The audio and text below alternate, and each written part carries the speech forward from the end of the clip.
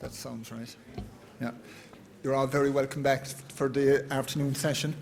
And I'm not quite sure when I first came to the realization that there were different ways of hosting a conference or organizing a conference, and realized that roundtable discussions could be very useful. And of course, we've learned a lot from listening to longer presentations of 30 or 35 minutes and getting an in-depth view of a particular topic. But I think there's a lot to be gained from having a series of quite short presentations and then having an open discussion. And so that's the format for the next couple of, well, maybe an hour and a half or hour and 45 minutes. We'll see how we get along. So you'll see in the programme we've got five speakers here, and so I'll introduce them as in turn as they come up. The first one is Addie, who is the pharmaceutical and medical implant manager at VHI in Ireland. Ian has worked in the health insurance sector for 17 years, as you said, and this role that he's working in now is a relatively new role, but he's worked in finance and human resources in the sector. So it's all yours. Thanks, Brandon.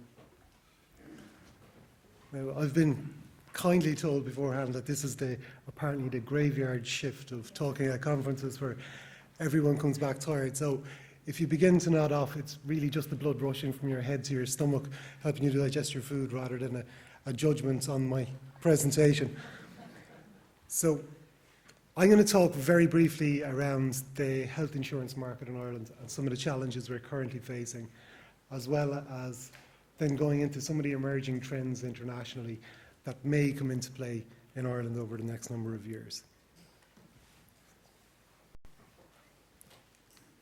So I'm going to begin by talking about demographics, just to set the scene, because the age profile is particularly important in the health insurance market, as well as for healthcare nationally. And what that very busy graph and slide up there is saying is that Ireland has a rapidly aging population. Over the next 20 years, we're projected to have the fastest aging population in the EU 27, with an increase in 65-year-olds, over 65s, by 85%. Along with that, the Department of Health have projected a 40% increase in the incidence of chronic diseases between 2007 and up to 2020. And if we look at the effect that chronic disease has on healthcare and healthcare expenditure, we can see that 3/4 of all healthcare expenditure is consumed by people with chronic diseases. 60% of all hospital bed days consumed with people with chronic diseases, and 80% of all GP visits are due to people with chronic diseases and their complications. So we can see going forward that we've got a huge challenge demographically. So if we look at the private health insurance market in Ireland, it's important to note, first of all, the core principles on which the health insurance market in Ireland was founded and how it operates. So the principle of community rating, where for any health insurance product, a customer is charged the same price no matter what age they are or no matter what their health status is. You cannot select on risk, and risk sharing or risk equalisation is there to equalise the risk across the market. The key objective of all these rules is that there should be no incentive for insurers to compete on risk selection in a perfectly working marketplace. So what does the marketplace look like today? Right now, 45% of the population choose to have private health insurance. That's down from a high of 51% in 2008. So 250,000 people have left the market over that period of time. Those people are either solely dependent on the public system now, or else they've left the country. The issue for private health insurers has been that the majority of those people that have completely dropped health insurance were younger, healthier members. This, coupled with the reduction in take-up of health insurance in the first instance in younger ages has led to a significant ageing of the customer profile. So what we've got is an older customer profile in the market with higher claims costs. So affordability is the greatest challenge facing the PMI market in Ireland. So if we look at the market share at the end of 2013, we can see VHI is obviously still the market leader, they're catching up, but when we look at the key statistic, we can see that VHI is doing pretty much the majority of the heavy lifting in the market. With 54% market share, we're paying out 65% of all the claims. And that's down to our share of the older customer base. So we can see in 60 to 69-year-olds, it's 65%, nearly 80% of people in their 70s, and nearly 90% in the over 18-year-olds. And as healthcare costs vary widely between age and between healthy and sick people, the average cost of treating a 70-year-old, somebody in their 70s, is 10 times that of treating somebody in their 30s. So a key issue for the market here is that we need to attract more younger people into it to help balance out the cost of older, sicker customers. The government agree with us on this, and they've recently announced legislation which will come into effect on the 1st of May 2015, lifetime community rating. This is designed to attract younger people into the market. So under this, the community ratings that I described earlier will be modified to reflect the age at which people join health insurance in the first instance. And late entry loadings will be applied to premiums of those who join after the age of 35. So that's 2% per year for every year you're over 34, up to a maximum, I think, 70%. So what that means is if you take out private health insurance earlier on in life and you keep it, you'll pay lower premiums than somebody who joins later on. And this helps to spread the costs of the older, less healthy customers across the market and keeps premium levels at an affordable rate. One of the other initiatives the government have been talking about is universal health insurance, and I feel we need to just very briefly touch on it here. This would bring about a single-tier health service supported by universal health insurance. So this would bring a lot of challenges and a lot of opportunities for health insurers as we move from 45% coverage to 100% coverage of insured people. Now, VHI has a lot, as you can see, to bring to the table, a lot of experience in different areas. But I think the real challenge is that before universal health insurance comes in, or if it comes in, is that we need to have as an efficient and affordable system in place that works beforehand and not try to do it afterwards. We've learned the lessons of the Netherlands in that area. So where do we go from here? We have a steadily contracting private health insurance market, we have a rapidly aging population, and we have an affordability challenge. So when we look internationally, it's not just Ireland, it's everywhere. The challenge for insurers internationally is how can we secure better patient outcomes at lower cost? And it's important to note here that in the private health insurance market, it's not just clinical outcomes that count, it's quality of life outcomes. So these are the outcomes that matter to our customers. It may be things like getting home from hospital early, being treated in your community, being treated in your home, things like that. So how do we deliver on this? So in the new healthcare landscape, right now, insurers, we typically focus on reducing provider costs and managing risk. What's emerging internationally is a focus on improving the value of care produced or the outcomes for customers. So there's a big shift towards preventative care that's not waiting for conditions to become acute, it's preventing them from becoming acute in the first place. And in VHI, we've looked into this area, in the area of diabetes, and we carried out the largest ever diabetes screening program in 2009, where we screened 30,000 people. And since 2012, we've rescreened 7,000 of those, and we've seen great results here, where the progression from pre-diabetes into fully blown diabetes was reversed in 32% of the people. That's a huge cost saving for an insurer. It's a huge cost saving for the state. But what it is a very, very good outcome for the customer or the person involved. So how do we deliver on this new model of healthcare? Internationally, what is beginning to emerge, and again, I know it was touched on earlier on about Michael Porter's strategy to fix healthcare, is an integrated care model. So this is where healthcare would be organised around medical conditions and co-located facilities, where you place the customer at the centre, and this will take on board the whole spectrum of care, from primary care, preventative care, to hospitalisation if required, and recovery afterwards. Outcomes are measured at all stages along the way to ensure that what you're paying for is being delivered. Treatment is provided in the most appropriate and cost-effective settings, so it's no longer just focused on hospital care. If it's appropriate and clinically appropriate to treat in the community, in a primary care setting, indeed in a person's home, that's where it should be done. And what's required is the connected health technology to ensure the smooth pathway through the system for a patient. So that's things like electronic medical records, so that at any stage during the continuum of care, the treating doctor or nurse or whoever it is has full visual of that patient's medical history so they can make better decisions. That sounds great. The only way to deliver this is by reforming the way we reimburse. Right now, the way insurers internationally reimburse works actively against integrated care. We pay for individual activities and inputs, and this stimulates growth volumes in these areas. So if we tell a hospital, we'll pay you based on the amount of bed days you use, or a doctor for the amount of attendances you have, that's going to drive volume. We need to move away from this towards paying for outcomes, for the value delivered for patients.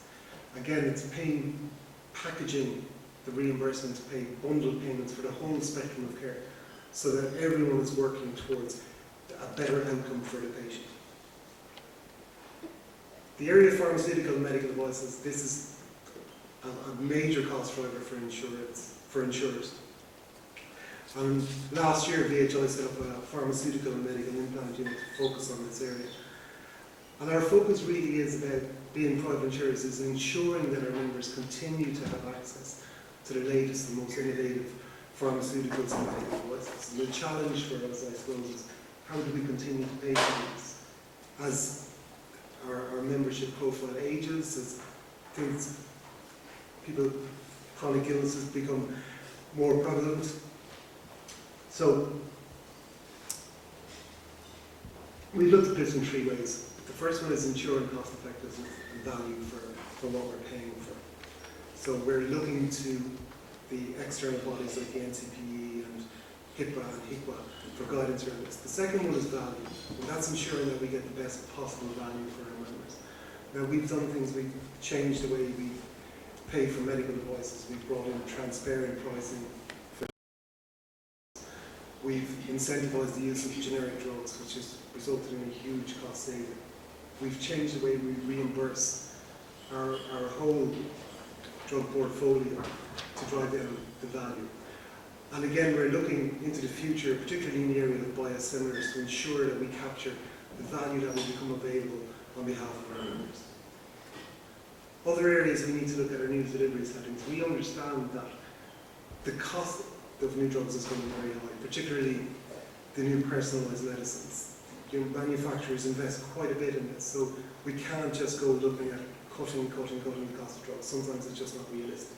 We have to look at some of the ancillary charges, where the care is delivered. Right now, the majority of the high-cost drug care is delivered through hospitals. We need to look and see if we can move that away from hospitals into lower-cost settings, whether it be, again, infusion centres, and indeed whether it be in people's homes. And at VHI, we've seen the savings that can be achieved by moving care out of hospitals. We set up home care in 2010, and since then, so how do we achieve it? This is one area where VHI is trying to move into, is we need to work with more collaborative models with hospitals, with providers, with manufacturers, with government, and indeed with patients themselves to help them manage their own health. The only way we can do this is to get everyone in the healthcare ecosystem working together closely to achieve one aim: better patient outcomes at lower costs. Thank you.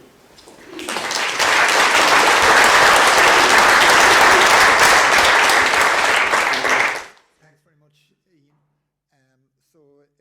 Just before I introduce Loretto again, I just want to take time because I know people will be dashing off earlier, but there's a few people I want to thank especially for their work today. To our Cormac and Brian on the audio-visual, who have been fantastic. And then I also want to thank especially Louise Duggan from Novartis, with whom I've worked closely in organising this conference. And lastly, but by no means least, I want to thank in particular Imelda Howley from the Economics Department, and her colleague Claire Noon, who have been fantastic on the admin side. So Brian, you can change the, come up the,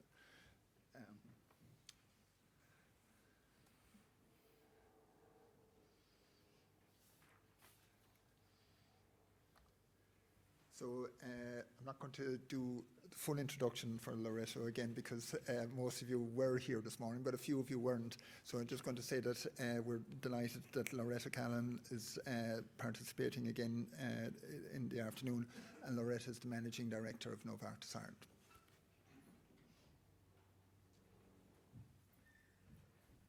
Thank you, Brendan, and thank you for asking me to participate in this afternoon's discussion and debate, which I very much look forward to. Just a flavour of what I want to briefly take you through. I want to come back to the focusing on innovation and the value that innovation brings. I also want to talk a little bit more about the patients and what we can do better for them, and maybe give you a flavour through some Novartis examples about how we can help to patients to get better value and better outcomes from the medicines that they're prescribed. So when we look at innovation, we know that, and I mentioned earlier, innovative medicines can significantly contribute to better outcome and better social and economic benefits. And we know that from a recent survey between 2000 and 2009 of 30 OECD countries, of the life expectancy gains during that time, 73% of those gains could be attributed to innovative medicines. And that's really significant. We can all think of some examples in the not too distant past. For example, HIV. Back in 1995, when we first had HIV, we had death rates of about 16 per 100,000. Now that is down to about 2 per 100,000. And those are really big improvements. One that's probably closer to home for us, 10, 12 years ago, with CML, with chronic myeloid leukemia, the life expectancy rate was 50% at 5 years. Now, because of the intervention of medicines such as medicines for CML, that life expectancy is 90% at 5 years. That's a huge improvement. And two of those molecules are molecules that are made 100% here in Ireland. That's Gilenya and Tasigna. I know there's other molecules in that area, but those will just give you a flavour of some of the differences that innovation has meant to patients' lives. When we look at bringing in innovative medicines, bringing them to the market is a costly and risky business. And I don't know if many of you have seen this representation before. But just to give you an insight into the kind of, I talked about the scale of the investment that earlier today, but we need to invest an awful lot up front. And for about every 10,000 molecules that we put into discovery, we get out of the system about 1 or 2 that we can bring to the marketplace. So that's not a huge return on investment. And if you look at the process from discovery right through to the market, that whole process can take somewhere between 11 and 14 years and somewhere in the region of $4 billion. So this is a huge investment. And if we look at the entire lifetime of a drug, we would be, once we discover a molecule, we will register it, we will register its patent, which means that its 20-year patent life is already ticking. So obviously we're going to look to see how we can be more efficient with our research and development and shorten that process so we can get to market earlier. We're also dependent on moving through the HTA system quite efficiently, because as that eats into time, it also eats into our patent life.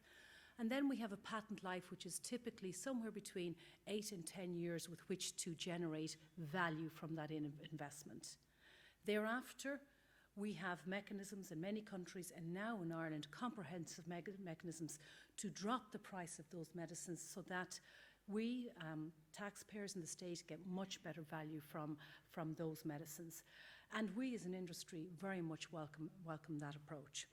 So if we look at that innovation and bring medicines into perspective, the spend in Ireland, of the total healthcare spend, 13% of it is on medicines, okay? And if we look at what's happened over the last 10 years, the horizon, and I'm sorry, the time scale is not on this, but it's from 2005 to date, so it's roughly about 10 years. And in the last 10 years, we have seen that the total spend on medicines has declined by 7%. Yeah, now, most of that decline we know has happened in the last number of years. But at the same time, we have seen the consumer price index increase by 15%, and we have seen health spend increase by 22.6%. Now, we can debate as to what has driven that healthcare spend, and the time, most of it was, of course, between 2005 and 2009. We can debate it, but one thing for sure, it's not medicines. In fact, if you look at medicines, as I mentioned earlier, we account for 13% of the bill, and yet over the last number of years where you've had to make take some significant price cuts and make some price changes, the pharma industry has contributed 22% in savings over that time period. So we certainly have contributed more than, let's say, our share. So how do we then shift the focus to patients and provide for innovation and do this in an affordable way? And I want to give you some examples of, some of the things, a company like Novartis, some of the work that we've been doing, because I think it is in all of our interest to make sure that we get the right treatment to the right patient at the right time and, of course, at the right price. One way, and I talked about, we have already actually contributed a significant amount of savings, and probably one question to ask, is there more work we can do? And I certainly believe there's more work we can do, and it's in the generic space. There is further savings that we can get that can help us to provide that headroom for the innovation that our patients in Ireland deserve. We can also look at bringing in schemes such as Ian referred to earlier, outcome-based schemes. Now, we're not quite there yet, but a scheme that we have in place for Xolair is getting close to that.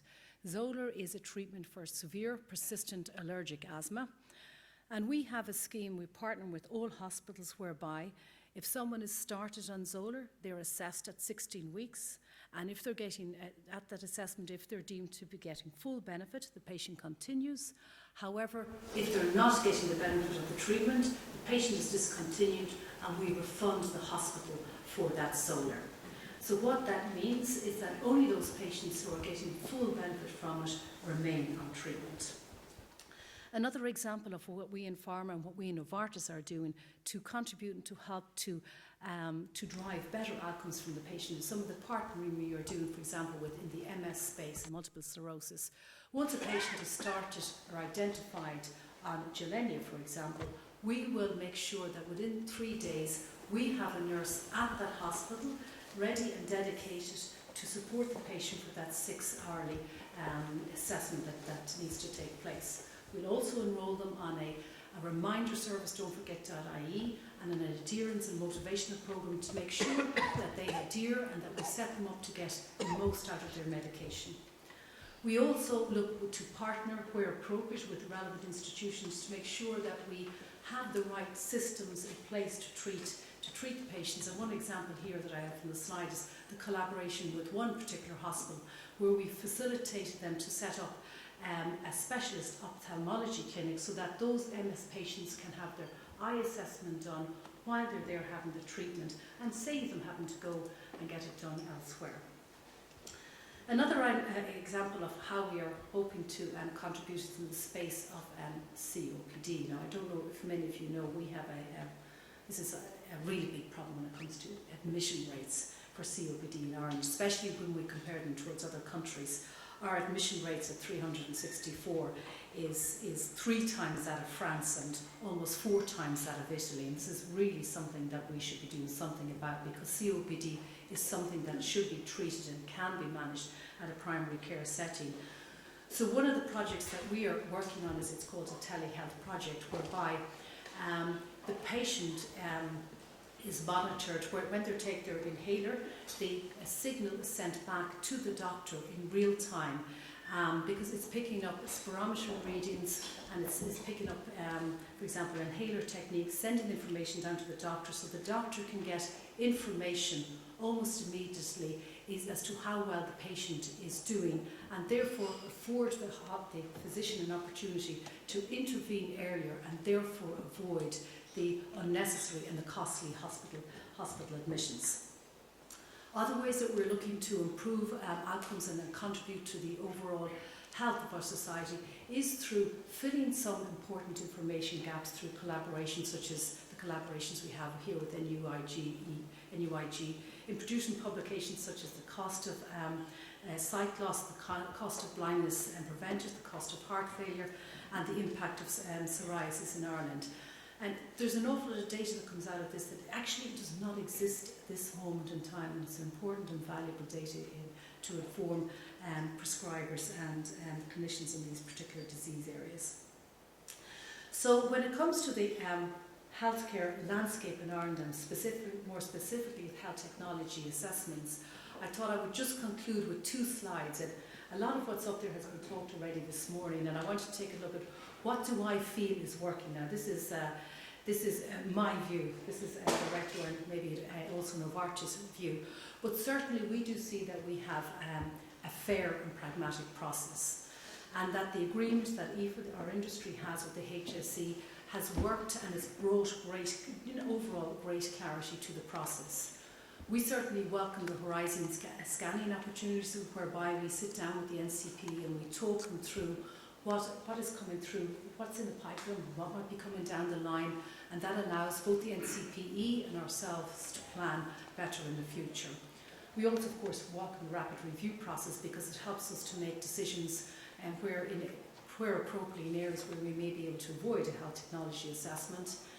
We also appreciate that we have access and we can partner with these important stakeholders. We appreciate the transparency around the drugs that fall within the 45,000 ICER. And we do acknowledge, as Michael Barry said earlier, when you have a good HTA, when you have good clinical data, you can get a positive reimbursement, and from that certainly a willingness to reward innovation. So I certainly do believe that we have a good system, and probably overall one of the better systems in Europe. However, there are a few areas that I think need improvement, and I know one of the earlier speakers did talk about that, once we get through the HTA that we do get funding is that it is funded. And whilst that might be the case if it's a GMS or high-tech scheme designated molecule, that does work. However, if it's a hospital-only drug, that's where it falls down, because we are very much dependent on a particular hospital to have the budget, to have the funds left in pharmacy to fund those medications. And while that system exists, we have a postcode lottery system. We have huge geographical variances that bear no relationship to the incidence of those diseases, and that's something that needs to be worked. We've had some questions around having more a better societal perspective when it comes to the HTA assessment, and also having a greater patient perspective. We would also like to see, I do recognise there's been some move in this space with respect to orphan drugs, but there is, I think, more that can be done. I mentioned earlier the process is clear once you're under 45,000, but once it's over 45,000, the process and the timeline is certainly a lot less clear, and this is something that we would welcome to work through with the NCPE. We also believe there's scope for working through some risk-sharing schemes for those to be incorporated in the HTA submission. And in general, as overall, whether it's with the NCPE, whether it's with the NUIG themselves here, or with the hospital groups, overall we would welcome pharma to be seen much more as partners. Thank you very much.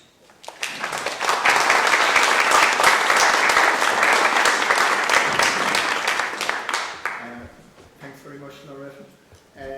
We're going, and next speaker is Martin O'Donnell from the School of Medicine in Galway. So some of the things that are great about university life are the things that surprise you. So I think it was the summer of 2006, maybe 2007, Martin might correct me. I got a knock on the door, June or July afternoon, just doing whatever I was doing. And this guy was outside and came in and he told me who he was, and he was working in Canada at the time. He was interested in health economics, and it was fantastic then a year or two later to learn that he'd taken up a position here, and it's been great to work with him on different things, either directly or indirectly. So Martin is the Associate Director now of the Clinical Research Facility in Galway, and also the Professor of Translational Medicine here. So, as I said, he trained in geriatric and stroke medicine in Ireland, but then subsequently in McMaster University in Canada, and also in Stanford. Again, I could say a lot of things about Martin, but one of the things I suppose we take, you might get teased about this sometimes, but we take pride in our international successes. So there's a fantastic blog in health economics that I recommend to all students and anybody else called the Incidental Economist. It's by far the best health economics blog that exists.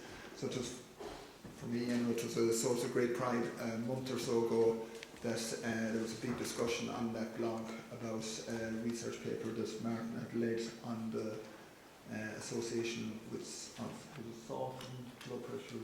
Yeah, thanks. And that had been published in the New England School of Medicine. So there you are. Thanks very much. So I agreed to do this talk because Brendan asked me. I have nothing new to say, but in the words of Leonard Cohen, most people have nothing new to say, they just have an appetite to say it.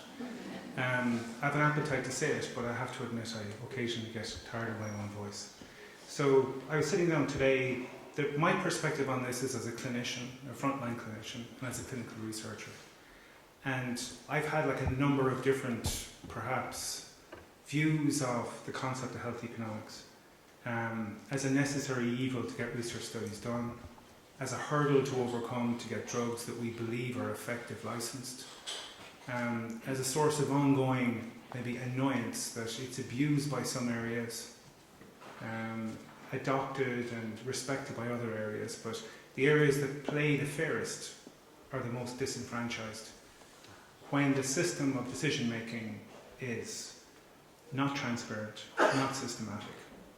So who makes decisions on where money is spent in healthcare, both from a prevention perspective to prevent people becoming patients in the future, or in the acute treatment of conditions, or its chronic management, or its care?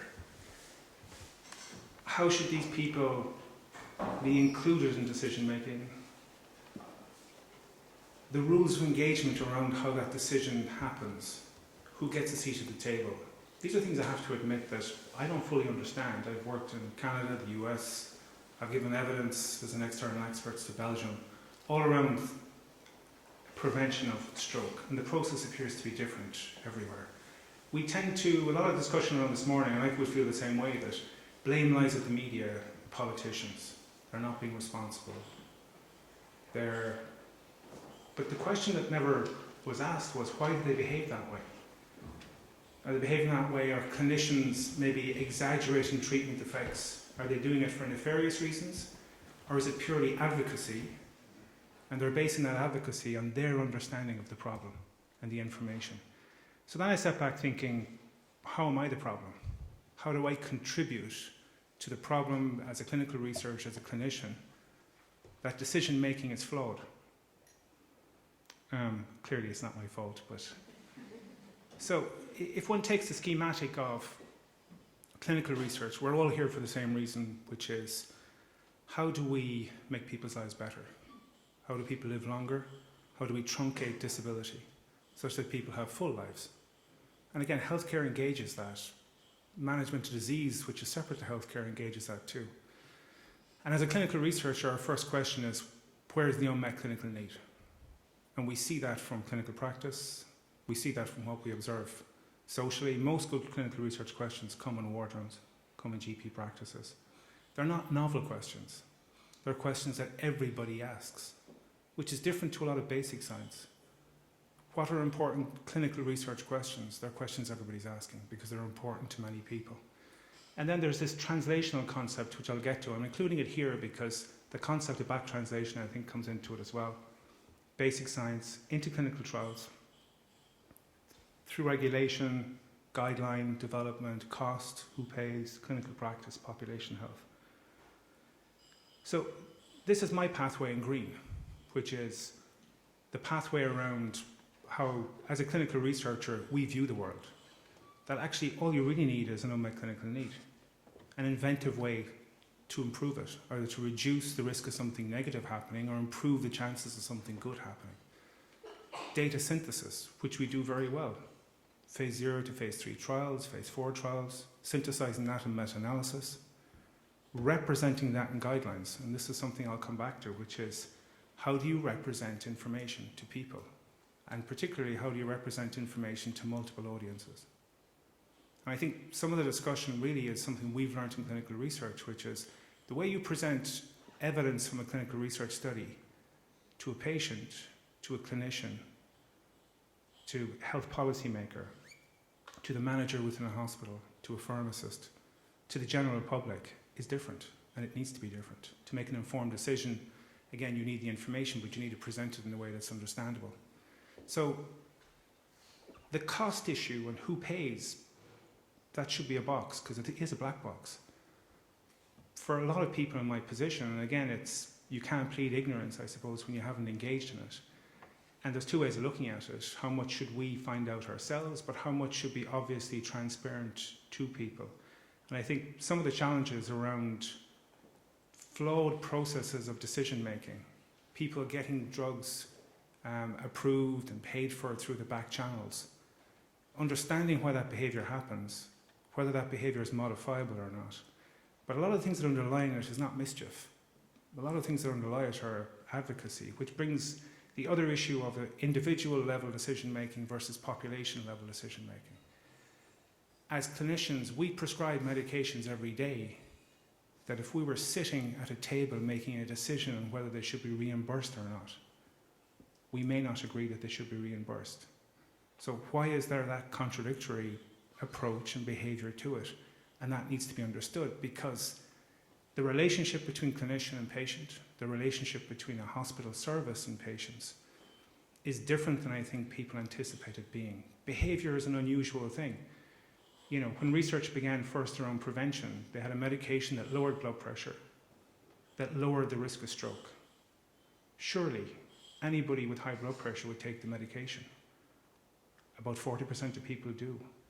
So where are the barriers to understanding that? And that's the same as to the barriers around decision making and where health resources are used.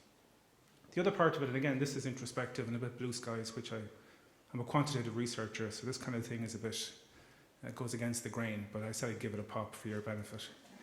A bit like a plumber coming in an accountant's conference. But so, you know, one of the things I remember in training in clinical research was this initial concept of qualitative research methods, that the quantitative researcher in randomized controlled trials was measuring death, major outcomes, and not investing the patient's experience within that.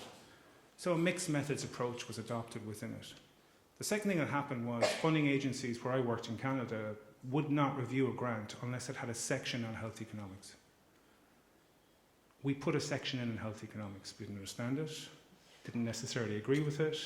If this was a good clinical idea, it should have gotten over the line. But we played the game rather than understood and collaborated with the community within that.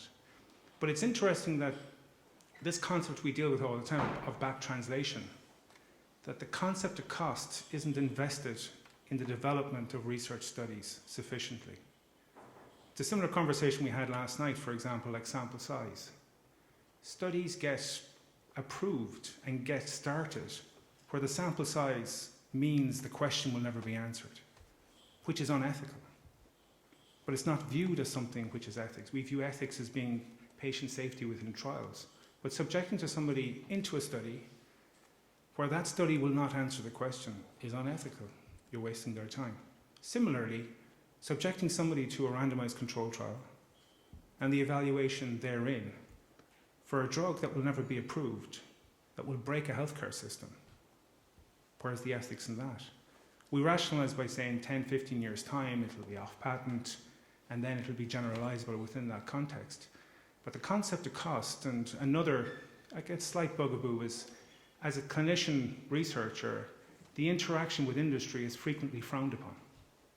But the reality is that clinical trials done in collaboration between academia and industry cost less than trials that are done exclusively within industry.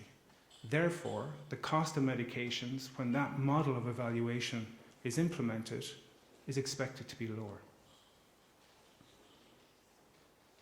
Outcome measure is the other thing. Something that struck me today is, particularly the kind of Joe Duffy approach to it, and I'll give you my experience with it, which is when I hear Joe Duffy talking about medications and licensing in clinical areas that I don't work in, I think that's terrible. All of a sudden, when he's talking about the area that I'm in and advocating for it, all of a sudden he becomes an incredibly reasonable person. The articles written in the newspaper, I see it from that perspective. So we live in a world where it's not fair. So for example, within stroke care, we have certain interventions that have grade 1A evidence, randomized controlled trials, that patients in this country don't have access to. We have very expensive therapies that get approved and get paid for on phase 2 trials. So if you play responsibly and play the game the way it should be played, there is a sense that you're not advocating for your patients. Because if everybody else is playing unfair, surely to advocate for your patient population, you should be playing a little unfair, which I'll just present that across. The second part of it is the outcome measure. It's all about the outcome measure. If you say to somebody, take this medication because it lowers your blood pressure, they'll go, yeah, I don't feel anything with my blood pressure. It'll prevent you from getting a stroke. Okay, maybe I'll take it. It'll prevent you from being in a nursing home 3 years before you should. I'll definitely take it. So, similarly here, the debate of money versus life, if you allow the discussion and the debate to get distilled into that, there will always be a loss, which means how do you represent a lot of the data that was presented this morning on this threshold of 45,000. It's not a decision not to fund a drug. It's a choice that other drugs should be funded, or a choice that other interventions should be funded. So I think it's the same data, it's the same information, but how it's represented and to the different audiences how it's represented is important. The other part of it is the focus on medications and technology. And I think part of this is who dictates the terms of the discussion, who gets to the table, who has the resources to get to the table. So we spoke this morning about a sin tax on bad food choices, for example, or bad lifestyle choices, supplementing the cost of medications. But why would that not supplement the cost of foods that are good for you? A healthy diet is more expensive than an unhealthy diet, but we don't subsidise it. And yet, there's robust evidence to confirm the association. The one size fits all, I resonate with the lecturer from Sheffield. Again, it has to be context driven. There is definitely the emotive issue of certain conditions versus other conditions that perhaps the general public are less familiar with. And maybe different sizes need to be. How we package the message, again, I think that's terribly important. And fairness among clinical areas. If people will behave, in inverted commas, badly, people will advocate that results in bad behaviour if they're let. In cold-faced clinical practice, decisions are made, again, in what you believe is in the best interest of the patient. There are other tensions, there are other stresses, there's pressure from other colleagues, from family members. The issue is whether the system protects these types of decisions, and they don't always. So I think you can manage this if it's fair. If it's not, it's going to be porous. Thank you.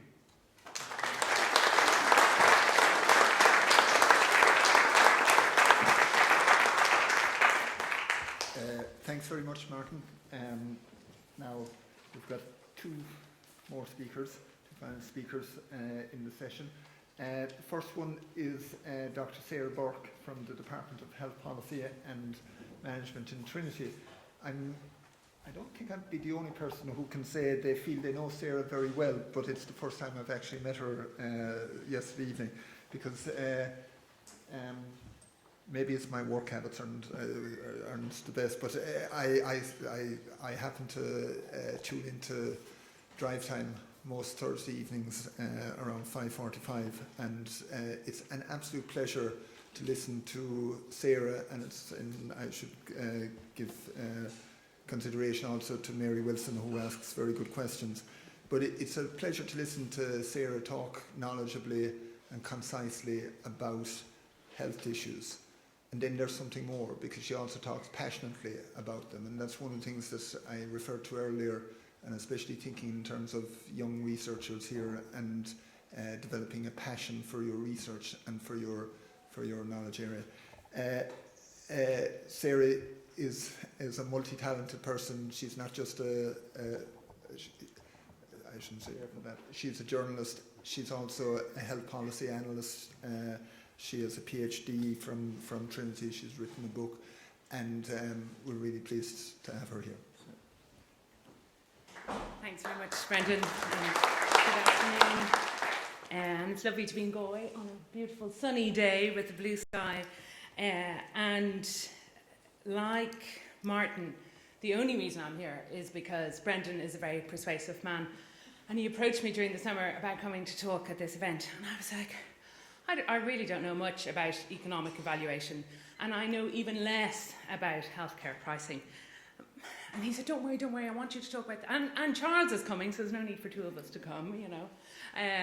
And he said, no, let's talk. We wanted to have a roundtable discussion. This is no more a roundtable discussion than, anyway, on the bigger policy picture and the healthcare landscape. So on that basis, I agreed to come. And then I was in touch with him last week going, what will I talk about? Will I talk about the bigger policy picture or focus it more, when I saw the agenda, around drug pricing? And he said, focus it around drug pricing, which is not my comfort zone. But I've been doing a piece of work. Part of my work in Trinity is doing national reporting for the WHO European Observatory on Ireland. And they bring us together once a year to sort of whip us in line and get us to present on specific topics. And last year I presented on the Resilience Project and the impact of the economic crisis on the health system. And they were really interested in how the Irish drugs budget had gone down rather than up. So they asked me this year to present on that.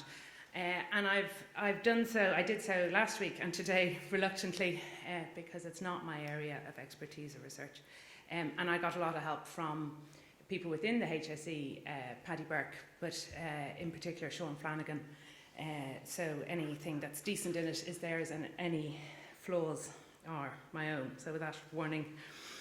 So it does draw on the research that we've been doing in Trinity, which finished about 6 months ago, which was monitoring the impact of the crisis on the health system. And on my last slide page, there's a link to the webpage, which has most of our findings and journal articles on it. And we did a range of qualitative and quantitative research at a quite macro level, trying to work out, and lots of you will have heard me talk about this before, what happened the health system during the economic crisis. And there's I've had ongoing email discussions with senior bodies in the Department of Public Expenditure and Reform as to how much the health budget has actually been cut. And they disagree with Loretto's 4 billion. And we've come to agreement that 2 billion is an okay ballpark figure even to put out there publicly on the national media, so that in real terms, in actual cuts to the budget, there's been about a 2 billion cut between 2009 and this year. As I constantly make the point, the intent was to cut another 1.5, 1.8 billion more, and the only reason they haven't done that is because they've given supplementary budgets year on year too. So it's actually, it went up and up and up, and it went down, and now it has levelled off. And these cuts have been achieved largely through cuts to 12,000 staff and significant cuts to pay working within the system, to cuts to professional fees of people contracted across the health system. And there has always been, from the HSE service plan, priority around not cutting frontline services and this never-ending focus on procurement and on the drugs budget. There has been the rationing of some services, and there has been quite a significant, although largely silent, transfer of cost from the state onto people, much of which has come through increased charges for prescription drugs. And one of the other reasons the WHO and the European Commission are interested in what's happened in Ireland during the crisis is that because people qualify for medical cards or the public health scheme, largely on the basis of low income, that the breadth of coverage has actually increased during the crisis. But it's also true to say that the depth of that coverage, so more people are included in the public health schemes, but people aren't doing so well out of those public health schemes because they have to pay more out-of-pocket charges. And we heard from Charles this morning the impact of the prescription charge on people not taking their blood pressure drugs, but also increasingly, and we hear it day in, day out in the evil media, the numbers, chronically high numbers of delayed discharges of people in emergency departments, of the quadrupling of people waiting for nursing home beds, and they're just sort of bellwethers of the pressure that's on the public health system. And overall, the resilience research findings would be that for 3-4 years, the system did more with less. So fewer staff with less money provided more care to more people year on year. And then about 2012, 2013, we reached a tipping point. And largely, most things since then, the system has had to do less with less. So we're beginning to see a decline in the numbers covered by medical cards, decline in hospital treatments, decline across the board, a system that can't do more with less, with the notable exception to date of the drugs budget. Part of the Troika attention came on the health budget sort of about midway through the Troika, Ireland being part of the Troika deal, and they commissioned a piece of research by the ESRI to look at why the high cost of drugs in Ireland at that time. And that research, which was 2013, but a lot of the data was 2010, 2011, so the situation has changed quite a bit then, showed that in the year 2000, Ireland came 20 out of 27 OECD countries in terms of expense, so we were quite low down it. But by 2010, we'd gone up to 3 out of 25, so we'd become a very expensive country for per capita drug spending. What the data I'm going to show you here, and I'll get through it very quickly, is what the PCRS, the Primary Care Reimbursement Schemes, collects on the community drug schemes. Many of you will be familiar with each of these schemes, the medical card scheme, the drug payment scheme, the long-term illness scheme, and the high-tech drug scheme.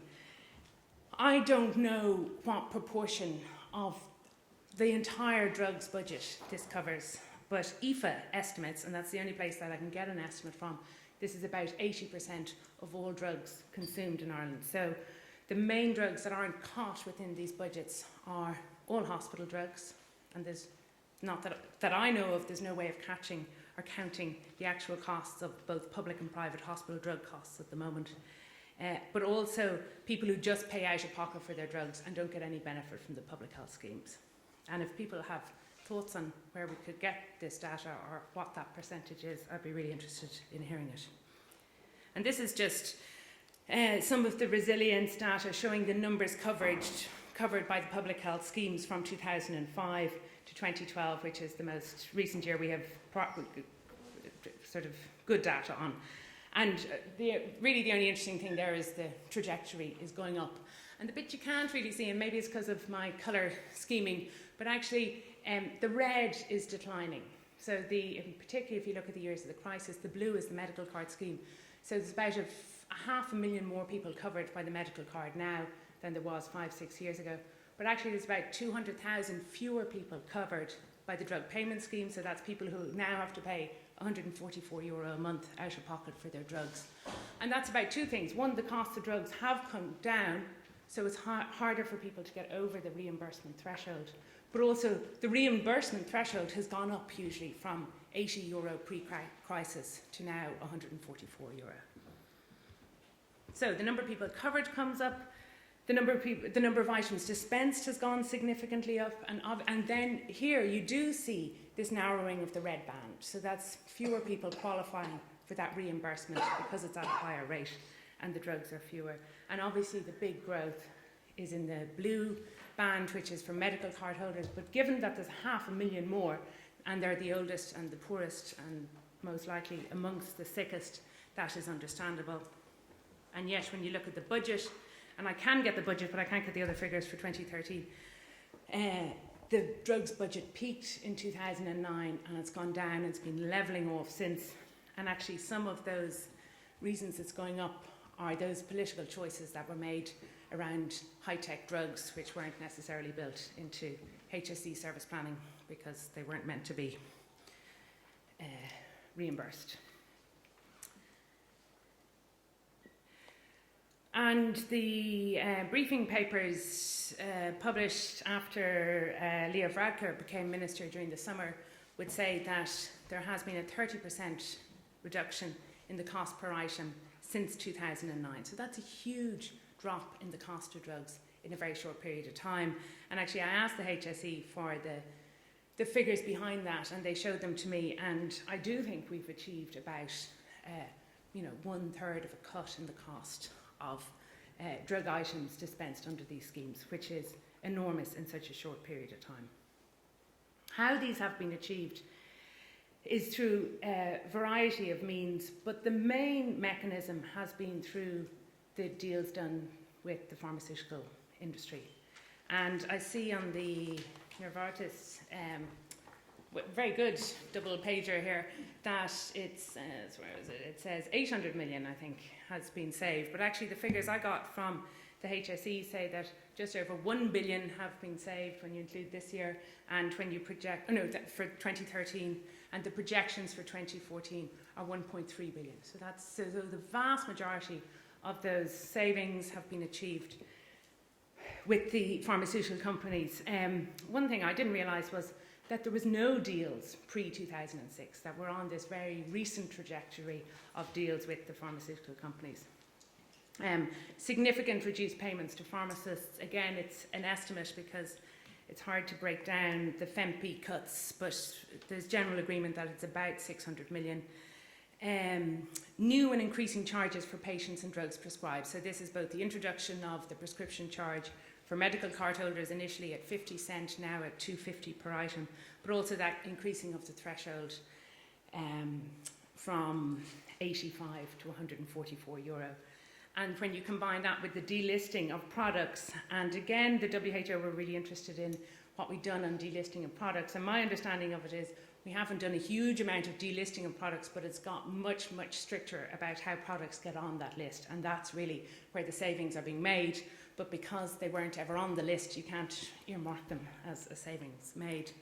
And then what we heard from Michael Barry earlier, this huge push, really at a policy level and HSE level around generic substitution, reference pricing, and then changing the prescribing practices of clinicians generally through the HSE Preferred Drugs Initiative.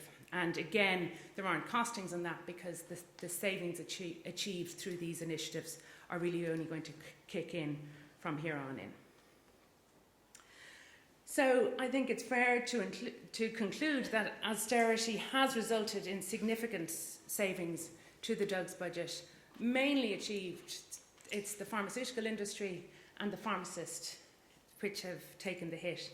And actually I remember being at the first press briefing after the first EFA deal with Mary Harney in the Department of Health. And I asked the Minister why we were only making these savings now. And she said, "Oh, Sara Burke, you're always such a glass half empty sort of woman." But to me, they are huge savings. And I think the question does have to be asked, why only now? How on earth did it take us so long to achieve these savings?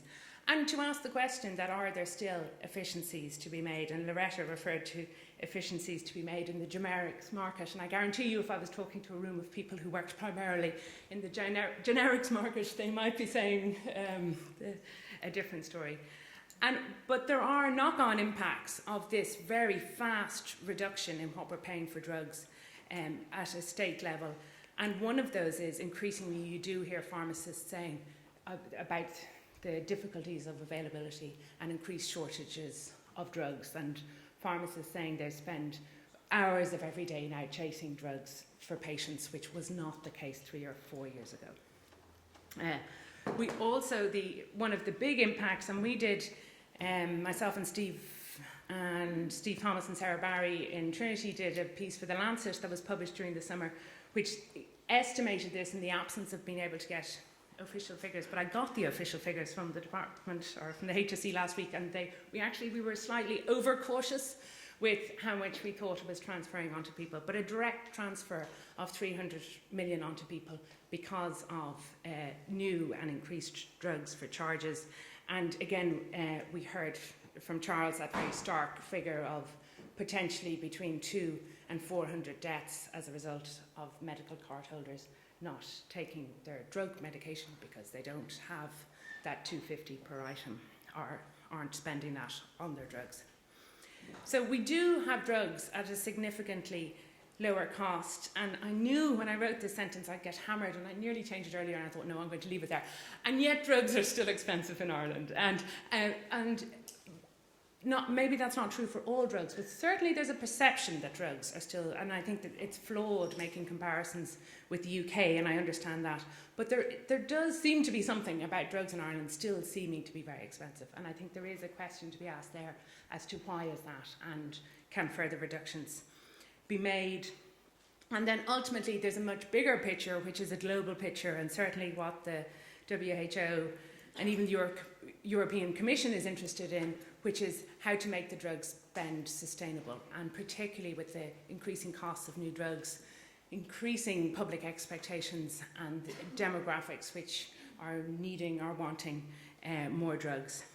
And for me, there's also underneath that a really interesting question about, as we are moving towards a system of, like most other OECD and European countries, of universal health care or universal health coverage, is how do we cover for drugs costs within that? And I don't think for a moment we're moving towards a system of universal health insurance anymore. I think that was parked in 2011, but I think it's definitely parked under the new minister. And if you listen to Minister Fracker, he doesn't talk about insurance at all. He talks about universal health care.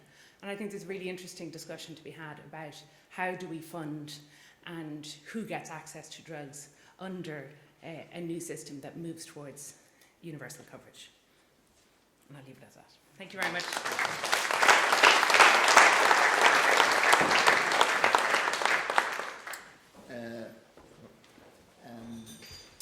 Now, there was an earlier reference, Martin, there's an earlier reference to Leonard Cohen, and some of us don't have such refined musical taste. So my own taste hardly goes beyond the likes of Neil Young, and sometimes on a morning when I might be looking forward to a big day, I put on a Neil Young CD in the car on the way in, and I did so this morning. And it's a live album from somewhere in Canada, and the last song he introduced as follows by he says, I'm not going to do Neil Young's accent, but he says, there's someone here in the audience, I want him to come up. And so I'm going to do that now. I want, as I introduce Maureen Cronin, I'm going to say to John Carey, would he come up to the panel here, not to give a talk per se, but to be here for the round table, because as you might have noticed, poor Martin O'Donnell had to leave for a clinic. So I'm going to ask John to do what Neil Young said to Bruce Springsteen, which is come up and sing a song. So while John is coming up, let me introduce Maureen Cronin. And I have to say that I know it's not the easiest thing to be the last speaker at any event, but we are really delighted that Maureen is here to talk to us today. I was looking for a speaker from the HSC because I want very much to have that perspective. And I had tried a couple of people and they weren't available, so then I tried my good friend Martin Rogan down there at the back, and Martin, of course, came up trumps, as he has often done. So Maureen is, she's an Assistant Chief Finance Officer, and she's also the head of the Healthcare Pricing Office in the HSE.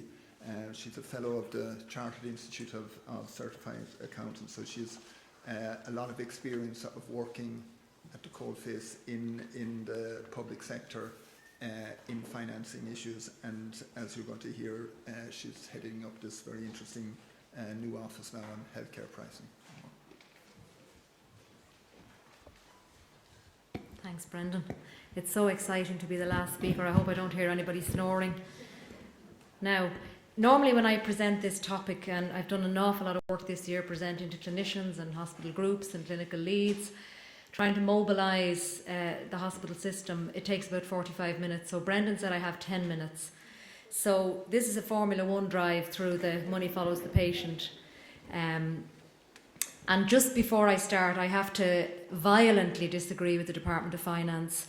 As the head of corporate budgeting for 14 years in the HSE, I can tell you it was 4 billion of cuts. So I don't care what way they want to look at it, they're in denial. It was 4 billion.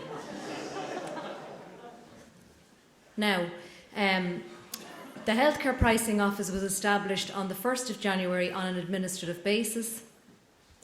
It's a merger of, some of you know, HIPE, which is the Hospital Inpatient Inquiry, which is our coded cases in our hospital system, about 1.5 million cases a year. So it's a merger of the HIPE team from the ESRI with what was called the case mix team from the HSE. And basically, case mix, as many of you know, is merging the money with the activity to try to establish what our care is costing. Now, our role long term is to set prices for all episodes of care so that care can be purchased. And for those of you who have looked at Future Health, and you probably need a glass of wine in your hand when you're doing it, it does say that there was to be a healthcare pricing office and a healthcare commissioning agency. As I've said to someone last night, it's so thrilling now to work for an organisation that's no longer being abolished, because for 3 years I came into work and every day I was waiting to be abolished. So now the HSE is not being abolished, so it's a little unclear where the healthcare commissioning agency is coming in, but there is a healthcare pricing office. We're not yet on a legislative basis, and I don't think that's imminent, but we can certainly still set prices and do the work we can do in the public system without being a separate legal entity. We can't do that for the private system, obviously. And we're commencing with hospitals. The current planning model, we get beaten up a lot in health for having deficits. And can I be clear here and say, the HSE, despite the urban myth, including the editor of the Irish Times, who wrote an editorial factually incorrect, saying that the HSE has had supplementary estimates every year since its inception, that is not correct. The first year that the HSE had a service supplementary was 2009, after the first set of cuts. Anything that came before that were government decisions like a redundancy scheme where the organisation was paid money. So we have had a lot of beating up, mainly because our planning model is really poor. So, I mean, most of us in our own house look at our income and decide whether we can afford to go on a holiday. We know how much our groceries cost. In the HSE, in the Irish health system, we can't link money with activity. And Professor Kaplan, when he was here in the summer, said that health as an industry is in 1910 compared to others like motor industry. So if you look at our service plan, as I'm sure Sara knows it inside out, it'll say that there's a number of discharges. Now, I have been in the Department of Finance repeatedly in the month of September, and I go in there and there's about 23 people around the table. It's savage. You make sure you have your homework done. Your heart will be pounding, talking, because it is a savage environment.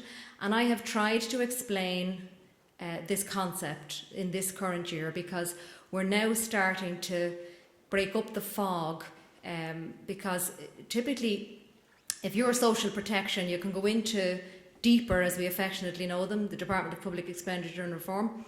You can go into deeper and you can say, here's our list of clients, here's the rates we pay, we need 212 million. And nobody bats an eyelid, and they don't get beaten up in the media. They don't say they have governance problems.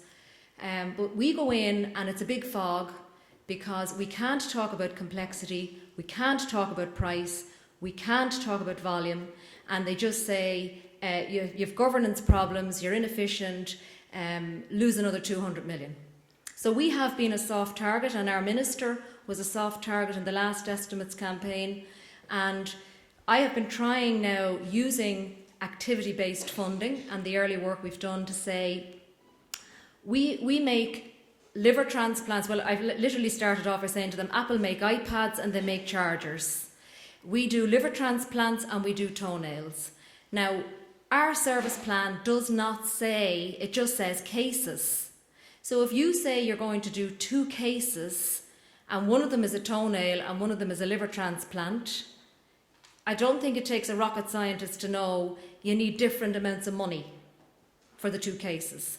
And all our service plan says is, we're going to do 2 cases, and here's an amount of money, and actually, now I'm being a little bit blunt when I say, we've no idea whether that money will do that work. So we cannot demonstrate our work to our funder, and we have been a soft target and not able to defend ourselves. And I believe passionately that ABF, activity-based funding, will show complexity, volume and price, and it's already doing some of that. I'm not using money follows the patient anymore because it's too hard to keep saying MFTP, so ABF is easier to say. Just to say to you, in 2012 I implemented activity-based funding in Fair Deal, and partly that's part of the reason why there is a queue in Fair Deal, because it's doing what it said on the tin. It's saying we could afford in the 2013 service plan 22,971 named individuals. We knew exactly how much we were spending on every one of them, and we don't allow the people, we just say, sorry, you have to wait outside the door there because we know very clearly now how many clients we can afford with the envelope, and we're not letting anybody else in. Now, I'm saying that crudely, but that is live activity-based funding, because we know how many we can let in. Obviously, with the A&E, you can't stop them coming through the door, but with Fair Deal, you can. So that has worked really well, and we know exactly now what we're spending on those people. Now, this is an example. I hope everybody can see that. Can you? In the current model, if you take a hospital, Hospital 1 there has a budget of 100,000 and it has spent 101. Can everyone see that okay? There's nobody, are you all awake out there? There's nobody nodding. So Hospital 1 has a variance or a deficit of 1 million.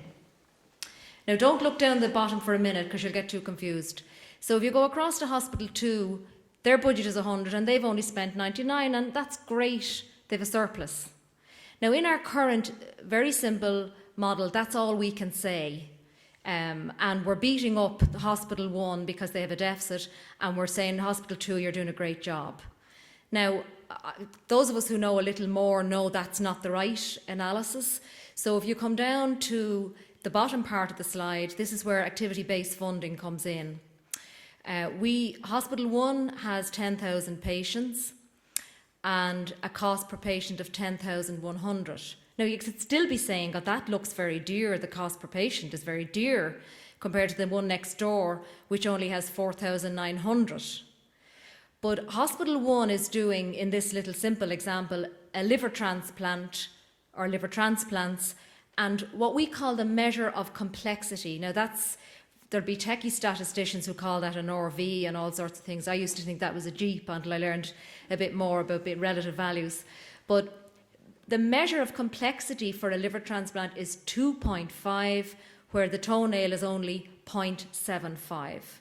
So does everybody see that it's not about cases? We have to stop talking about cases or discharges. We have to talk about weighted units of activity. So we have a weighted unit under the Hospital 1. Their weighted unit of activity is 25,000 and Hospital 2 is only 15. So the bottom line is, and this is where we're trying to move with hospitals, that the cost of a weighted unit is 4 compared with 6,600. So if you get nothing else out of my talk today, if you can take that picture, because that is the dialogue that we have to move to. At the moment, it's one size fits all. Since 2009, every hospital has a deficit. We're beating them all up the same way, and we actually don't know the good guys from the bad guys. And that's where we're trying to cross that Rubicon using Money Follows the Patient, which I'm leading in moving into 2015. Now that's really small, and sorry about that, but I just want to show you, I was very aware this morning, everyone is talking about very sophisticated things like health technology assessments and really professional, detailed workings. This is more blunt. What I do and what the Healthcare Pricing Office does is we scoop up all the costs that the hospitals are incurring, we know all the activity that they're delivering, and we divide one by the other. Now, it's not as crude as that. We have statisticians doing all sorts of fancy things with outliers and upliers and downliers, and anyway, they come up with a price for each, what we call a diagnosis-related group. You can think of that as a product in health. And we have 16,000 diagnoses, but we have 1,048 groups. So what I'm saying now to the Department of Finance is we have 1,048 products that we make, and each one of them has a price. So what this is just showing you briefly is saying that with all of the spend, whether it's new devices, or whether it's staff pay, or whether it's agency cost, or whether it's new drugs, with all of the expenditure in the hospital system, we can show for this DRG, which is a vaginal delivery, that we've picked up here 5 hospitals and what it's costing in each one of those hospitals. So you can see, if you're able to see it, that it ranges from 2,034 in one hospital to 2,845 in another hospital. Can everybody see that? Now, the Department of Finance, if they saw this, would say, oh, for God's sake, look at that 2,845, take loads of money off them. They're wasting money. But my job is to say, hang on a second, it may not be that simple. If I was literally to run with that, the hospital that is really expensive, I'm going to be paying the average price to each hospital. So the hospital that's really expensive would lose 3.2 million there, and the hospital that's really cheap would gain 1.5 million. Now, I can't just run with that and close my eyes and hope for the best. So what I did was I got somebody to look at maternity outcome data. Some of you know Dr. Ann D, who's working with me, and she's terrific. So she went in and she looked at surgical wound infections per 1,000, and I'm sorry to say that they were not good in the cheap hospital. She looked at 3rd and 4th degree tears, and I'm sorry to say that they weren't good either. So with the surgical wound infections, she said to me, they literally haven't got time to wash their hands in that hospital, and they're infecting the patients. And with the tears, they're not being monitored to see if they need episiotomies. So I found this absolutely fascinating data, because that hospital, and I know it well, has been beating a drum for years, trying to say to the HSE, we haven't got enough money. But we had no way of evaluating them. Now, the very expensive hospital, we were also able to show that they're keeping their patients longer than the recommended best practice of 48 hours. So there was potential for them to actually pull back on their length of stay and still maintain their outcomes. And actually what was very interesting was GUH across the road here has only a 24-hour length of stay and had very good outcomes.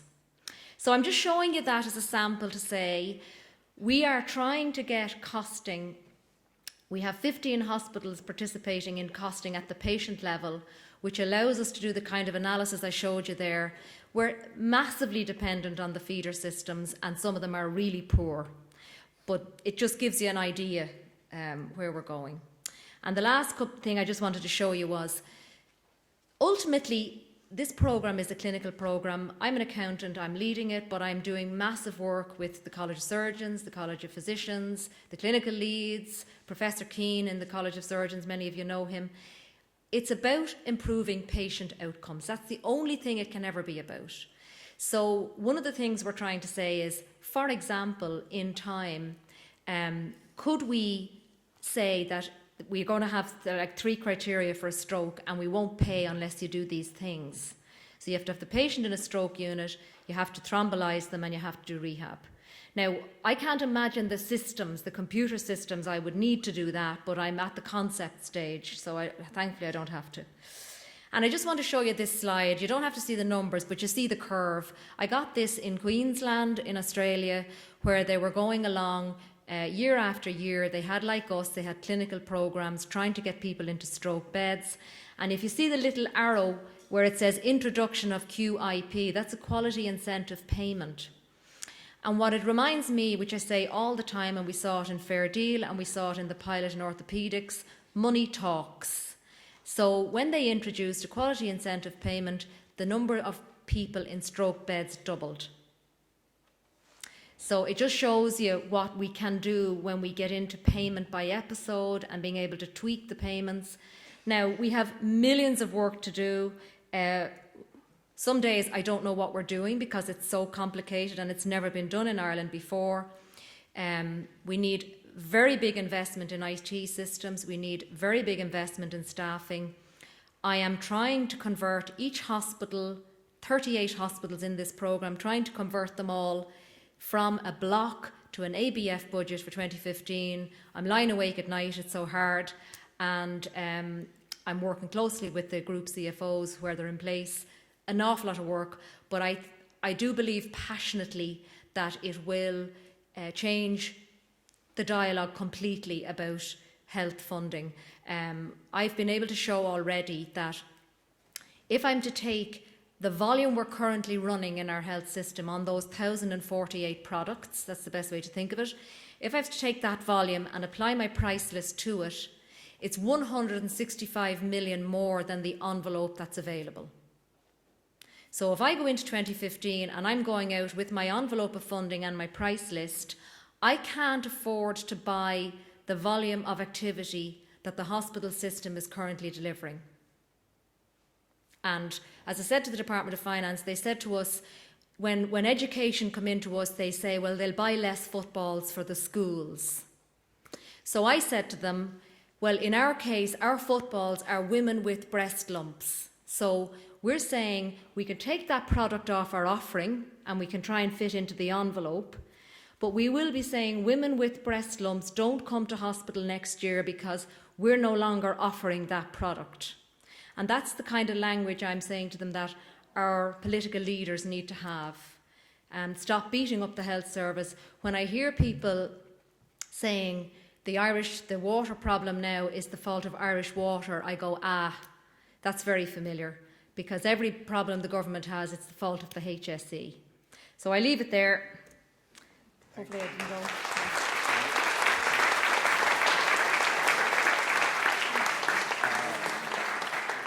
No, Maureen, please, you stay here.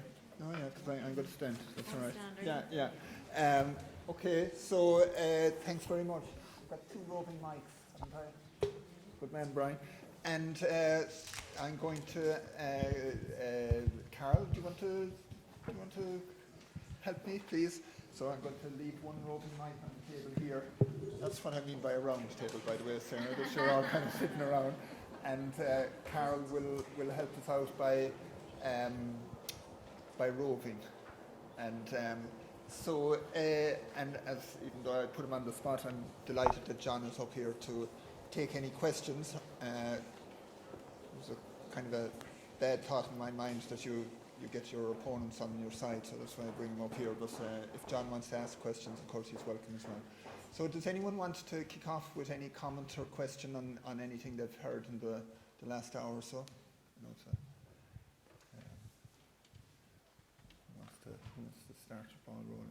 Okay, down there at the back. Thanks very much.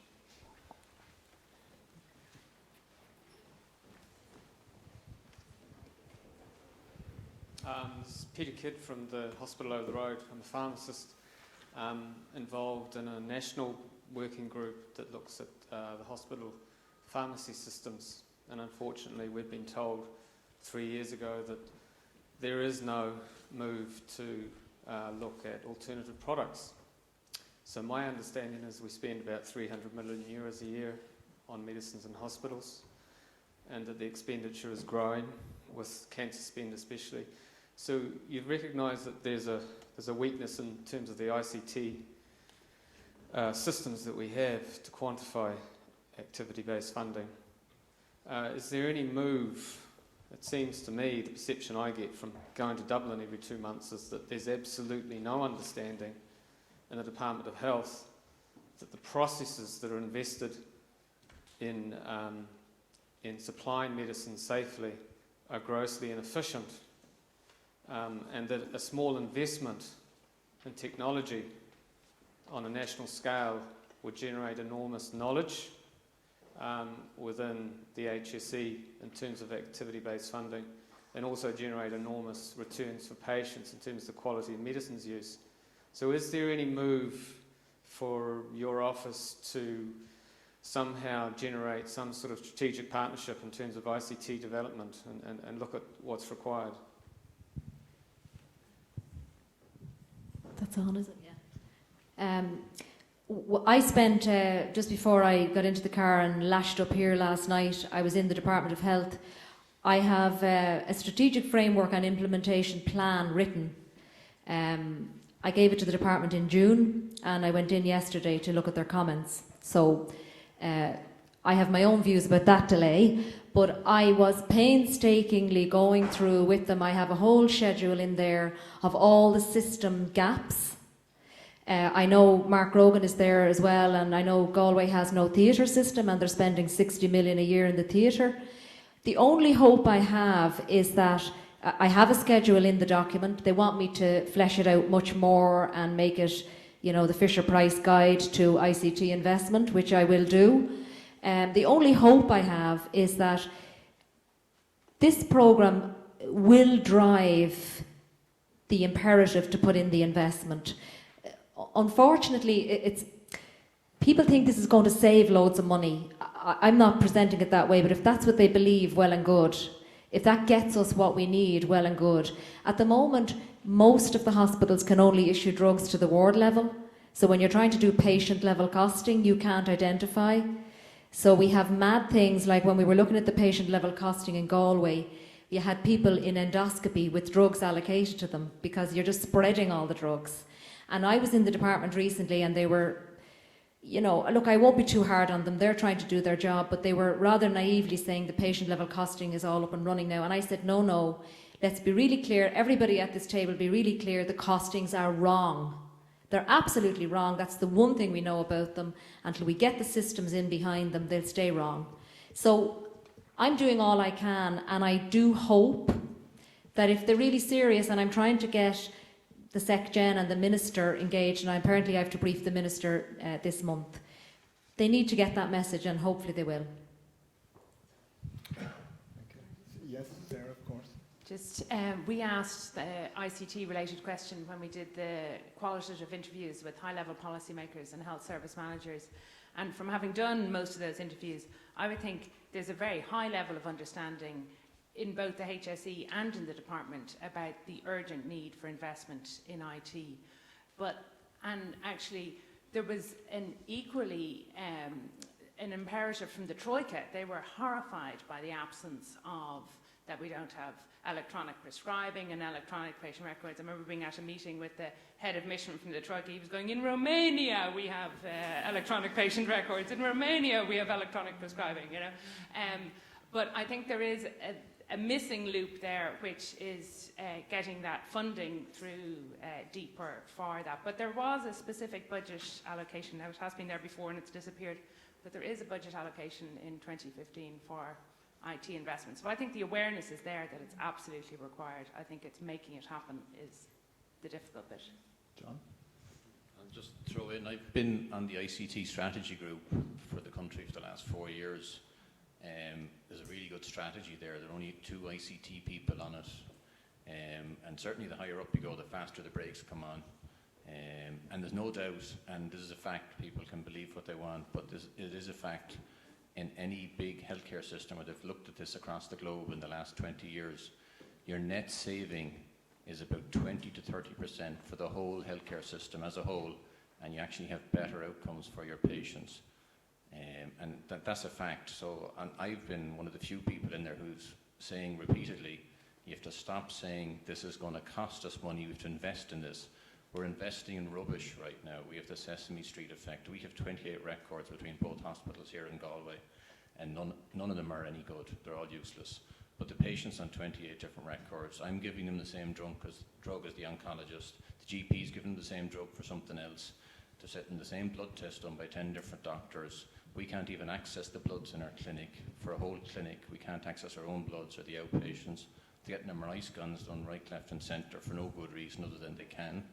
We don't have any access to the images So that's the problem with Ireland, is all these people getting treatment who might get something. There's a rake of people who have something who aren't able to access the system at all. And the one big strength ICT gives you over and above everything else is you can read it, you can access it, and you avoid a huge amount of the duplication, triplication. And there's no doubt in Ireland, having worked in many different healthcare systems before I came back here, and having not used a paper record for over 8 years before I came home, and having had the CEO and CFOs of 2 of the 3 biggest software companies in the world as private patients of mine, who would email me from their plane 15 years ago and say, I want this, that, the other. You don't worry about the cost of the appointment. I'll sort it out. You just tell me who to go and where to go anywhere in the world, no problem. And having done all that, to come back here and look at what we have here, our lab system in the hospital was the most antiquated in America when I went there in '94. That's what we still have. And it's considered a good system because of some of the other systems we have. Until we start doing that, we can value follows the patient, money follows whatever. All this stuff, the biggest problem we have is waste. And until we have a smart, it doesn't have to be great, but any sort of half-modern ICT system built by Irish software engineers, I must say, all over the world. In Ireland, we're not going to achieve a whole lot with all these new policies and documents and HTAs and everything else we do. We need to know what we're doing, and we need to be able to analyse it, and we need to know if it's working. Thank you, John. Another contribution from the floor, please? Any other questions you have? Yep, thanks, Cara. Just 1 second. Hi, it's a really fascinating discussion, and I have a comment on what John just said. I, a few years ago, went to a paper-based unit, having worked in an electronic-based unit, and I had to requisition a Microsoft Access database in order to put the amount of people we had in our clinic. We didn't know how many people were attending our clinic, and it took 10 people. It had to go through 10 people before I got permission to get it. So that's part of the problem. What I would just like to ask Noreen, if that's possible, case mix, I work in mental health, and we don't have any products, as far as I know. Yeah, what we're starting with is hospitals, because the hospital costing and activity classification systems are very well developed. We have been working closely with the Australians because we use the Australian classification system, and they have got classifications going in mental health, and they're working on developing those classifications and trying to record data on their clients. So they use things like phases of care, you know, when the person is coming into the episode and then stabilising and coming back out of the episode. But certainly we're starting with inpatients and day cases. The pressure then will be to move to outpatients and emergency departments. It'll take a magic wand to get into the community because there's absolutely no costing in the community, and ultimately UHI, if it ever comes, needs every single episode of care priced, but I'll be retired before that happens, you know. So. Any other comments or questions? Dave? Hi, Dave Cunningham. I've an evidence-based weight management company. Just want to declare that conflict before I ask this question. Just to the lady from the HSE, thanks for your directness, and it seems like you're trying to single-handedly introduce accountability into the finances there. I'm just wondering, are you applying the same rules towards investment in preventative care and looking at health economics in that area as well as the treatment? Well, first of all, my role at the moment is the Healthcare Pricing Office, and leading Money Follows the Patient in inpatients and day cases in hospitals only. I certainly share your view that, I mean, I was in St. James's there last week, and I was saying to someone last night, it was horrifying even walking through the concourse because the poverty in the people's faces, in their hair, you can see the cigarettes, you can see the alcohol, you can see the weight. And I said to the CEO, we have to get these people somehow minding their own health. But that's not my role at the moment.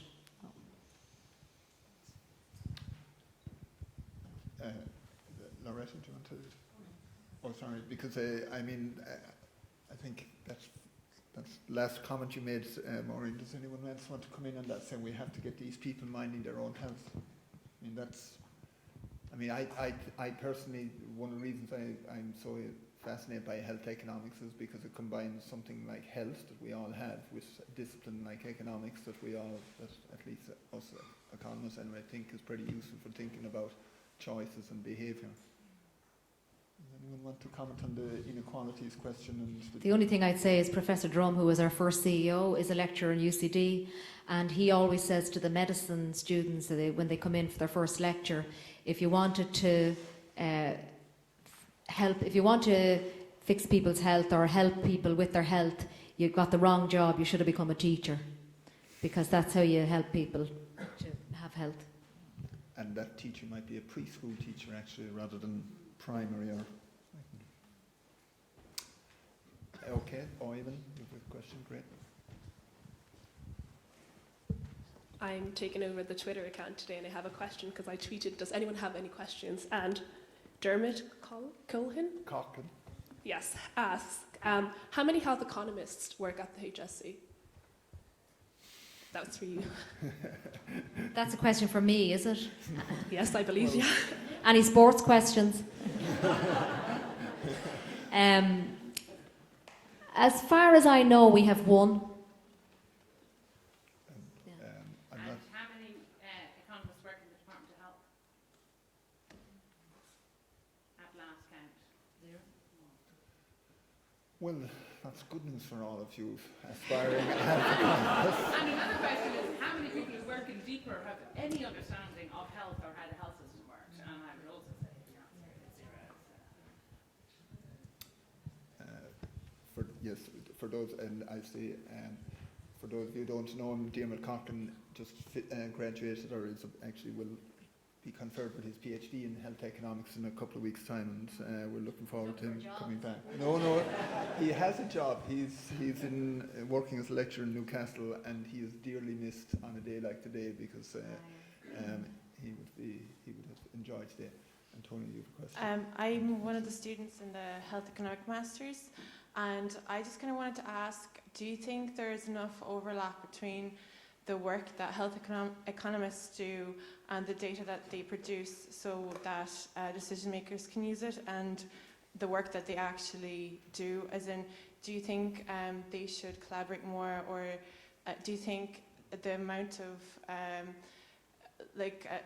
use that the decision makers have from health economists, do you think that's enough? Anyone want to think about that? Sure.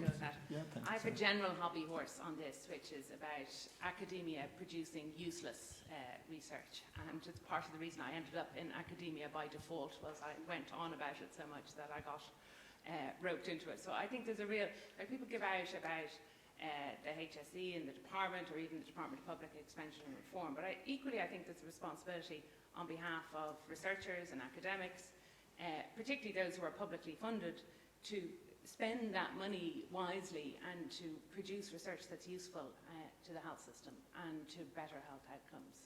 And I think there has been a trend towards moving it towards more useful or relevant research for the health system. I'm not sure we've got anywhere near that research for better health outcomes, which goes much broader than the health system. It's about how we distribute income and wealth and what type of society we live in. But I think there's a real onus, not just on the system per se, but on people who are researching that system to research relevant points and communicate that the results in a way that people can understand them.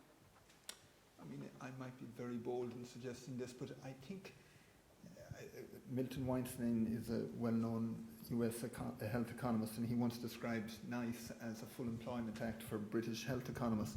And could I be so bold as to suggest that, as good as that has been, one of the problems is that the best and the brightest health economists in the world have very strong incentives to work in one area of health economics. Now, it happens to be an area that I think is really interesting, but that's health economic evaluation. But it is a bit of a pity, I think, that more health economists aren't attracted to other areas of health economics. And, you know, going back to Antonio's question, maybe in areas where they might have more or more of an impact. So I'm thinking of, longitudinal studies and that kind of thing that we might profit more from. But that's strictly personal opinion, as they say. There was a question here. Throw in that. No, you're okay. I have a lot of opinions. I'm not wrong that often, but I'm wrong on a lot of things. But one huge deficiency, and I'll just tell you anecdotally, the house staff in Ireland haven't a clue. Okay, they have no idea what drugs the patient are taking. This is just across the board, and these are doctors from all over Ireland that come to work here in Galway. It's not about any particular university. They have no idea how much the drugs cost. They have no idea how much the tests cost to monitor them. They have no idea what a GP's office looks like from the inside or the outside. They've never been in one. Everything in a hospital, the GP will manage that. They'll do a heart transplant in the morning, they'll do this, that, the other.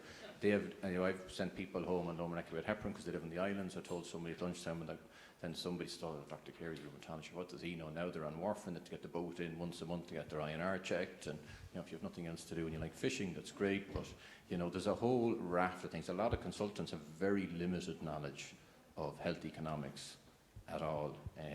It's a huge deficiency. So I worked in a hospital in America, and I prescribed the drug. It took 2 weeks of paperwork with the insurance to get this approved because it wasn't an official FDA-approved indication.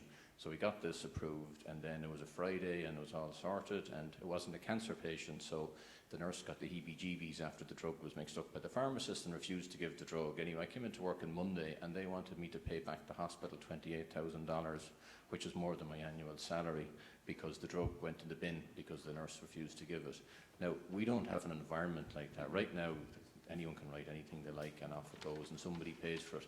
But I can tell you, that was probably the biggest wake-up call I had, that I was going to have to pay back $28,000. So it was another 2 weeks of letters, so I didn't have to pay back the $28,000. But, I would say there's a massive deficiency, and we could do with a huge amount of overlap and a lot more education for doctors, because doctors are probably the biggest sinners. Because the one thing we should know, and the one thing a lot of doctors don't know, is what's the cost of this test if I order it? What's the indirect cost? What's this going to happen? Who's going to end up sick here? Who's going to pay for this? 1 in 7 hospital admissions in America is because of stuff that shouldn't have been done to patients to begin with. Like 1 in 7, that's a huge number. I'd say it's worse here because we don't have the systems in place to monitor and audit it. So I think it's a huge deficiency, and we could do with a huge number of people, not just in the Department of Health, but also in every department in the hospital. Thanks, John. You've been very patient and waiting. Thank you. That's okay. Andy Barber. I'm actually a pharmacist, head of pharmacy across the road. Got a question for Ian. I was wondering if you could just expand on one of your final statements by saying that private insurance or paying for healthcare is going to have to move to a more outcome-based model. And I'm wondering how that's going to work. Whether, in fact, is at odds with what Maureen is saying in terms of money following the patient. Take a procedure like a laparoscopic cholecystectomy. That's fairly easy to price, surgeon's costs, theatre costs, hospital costs. And that's the way that you would cost that particular procedure, and that's the way the VHI paid for my laparoscopic cholecystectomy a couple of years ago. But I can't quite understand how you're going to move to a model of it's going to have to be outcome-based. For instance, if you take a drug like Yervoy, which has been mentioned this morning, the cost is something like 150,000 to 200,000 euros per patient treatment. The outcome on that, we know, is probably only 3 months to 5 months of increased life expectancy. So if the funding is going to be based on outcomes, what are we actually waiting for in terms of before the funding is released? If you could expand on that, I suppose, if I made that clear. In general, I was talking about chronic diseases, so it was about preventative and moving along. But if we go back to Yervoy, where you talk about the cost can be 150,000 per person, and the good outcome is 3.5 months of life expectancy. But in general, what we're seeing in Ireland is you're not seeing that on a consistent basis. You're seeing it maybe in 1 in 10. So maybe we can look at a reimbursement system that pays when something like Yervoy works, but we don't pay when it doesn't work, which it doesn't for 9 out of 10 people. It's a miracle cure for the 1 in 10, but for the other 9 it's not. But you're paying for the other 9. So it's looking at things like that. It's examining how can you measure the outcome at every stage to ensure that the value has been delivered for the patient. So it is in those areas that you can do it. It's in areas like HIPs, it's things like, can you measure if you're picking up a hospital-acquired infection, the number of readmissions, the length of stay, where the treatment is given. It's not just the clinical outcomes, it's the quality of life outcomes that matter to the patient too. So it's measuring outcomes that matter to the patient and reimbursing based on that.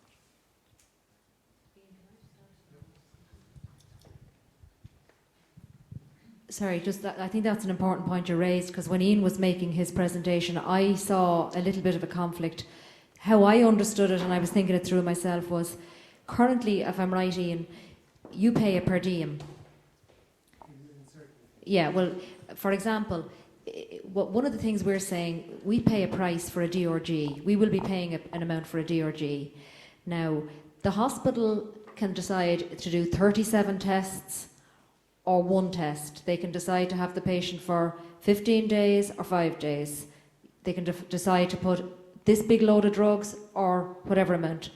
But we will just pay the national average price. So the hospital has an incentive in a context of safe care to do less. I have seen some evidence in our system of private patients being kept in a longer length of stay than public patients because there's an incentive to pay to get more money. So I don't know if that's any... It's to move the incentive from keeping people in for longer lengths of stay for unnecessary treatment. So it's looking at what's the best outcome, and maybe the best outcome is your inpatient stay with a long length of stay.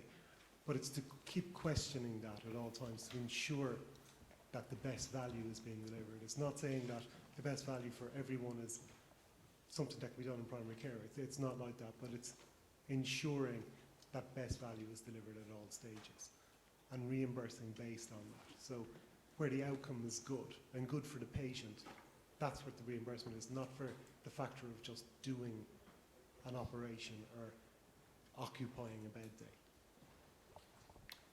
Okay, we might have time for maybe one more brief question. Sorry. I might actually attempt to answer a question raised by one of my colleagues here on the panel, if that's okay. Yes. Sarah, you raised a question that you still weren't quite sure why drug prices were still higher in Ireland. So if I can kind of help to answer that particular question.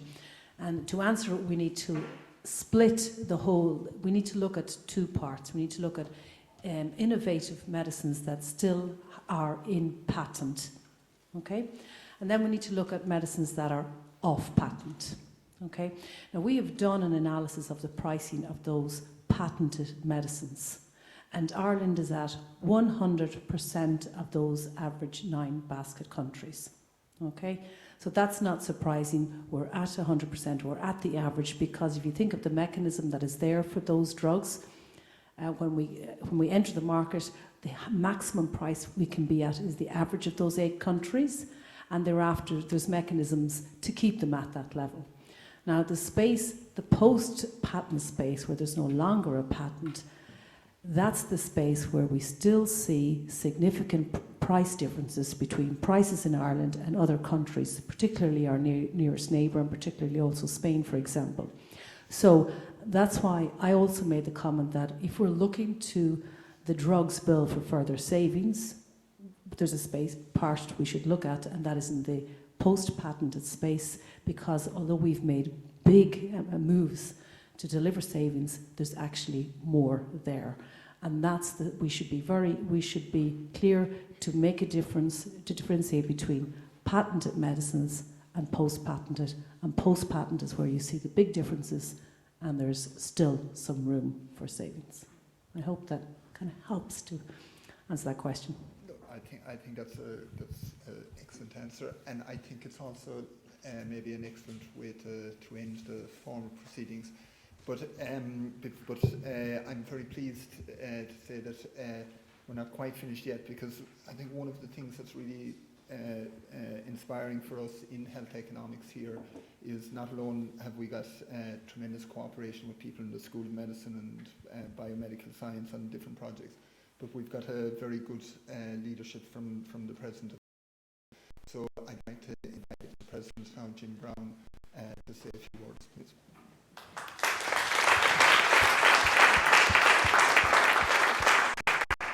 Margaret, thank you very much, and thank you for the opportunity to say a few words at the close of your event. So, while we're reached, Margaret, my weeks ago, all of us, and Shanshaw, Horton, a couple of folk are all in Gerald and Quinnia, Tawak, Tukshaw. So, let me say, first of all, a word of welcome at the end of your event to all the various people who are here, colleagues from Trinity College Dublin, the University of Sheffield, VHI, HICWA, the National Centre for Pharmacoeconomics, excuse me. I keep thinking about physics, I'm sorry. Also, the conference sponsors, very important, Novartis, and obviously research colleagues from across the institutions. You're all very welcome. Your conference addresses a very, very important theme. You're talking about the challenges of affordability of healthcare in Ireland and the economic evaluation of practice in Ireland and the United Kingdom. These themes, of course, are critically important to our country, and very important as we invest more and more in developing technologies which lead to longer and longer life, all of which incur greater and greater cost.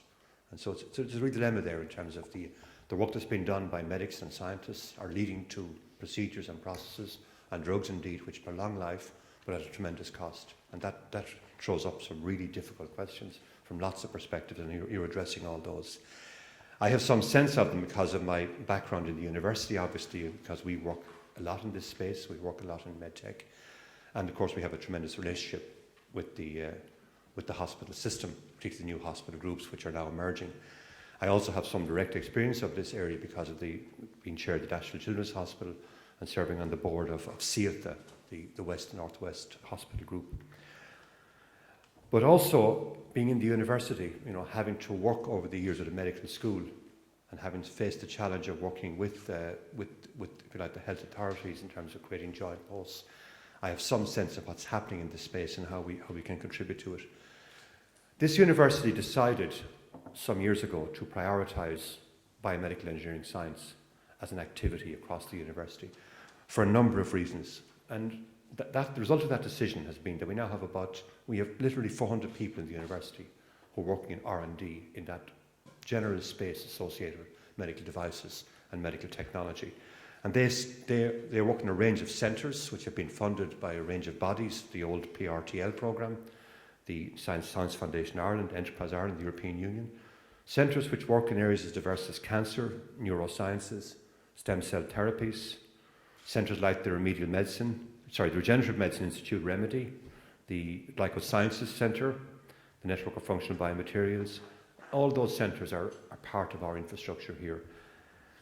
And you might ask why? Why did this university go after that area? Why did we decide to make such a big investment in that space? We did it for a number of reasons.